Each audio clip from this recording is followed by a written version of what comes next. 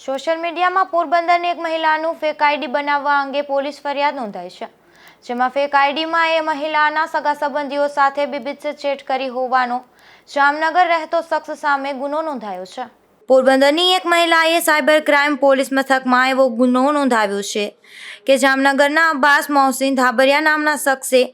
આ મહિલાના નામે પોરબંદરની એક મહિલાએ સાયબર ક્રાઇમ પોલીસ મથકમાં એવો ગુનો નોંધાવ્યો છે કે જામનગરના અબ્બાસ મોહસિન ધાબરિયા નામના શખ્સે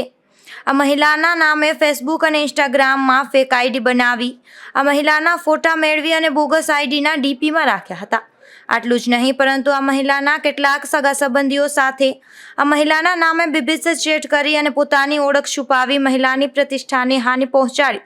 અને સમાજમાં બદનામ કરવાના ઈરાદે ફેક આઈડીનો ઉપયોગ કર્યો હતો, જે બાબતે ગુનો નોંધાતા આગળની તપાસ સાયબર ક્રાઇમ પોલીસ ચલાવી રહી છે। નિપુલ પોપટ, ગુજરાત ન્યૂઝ, પોરબંદર।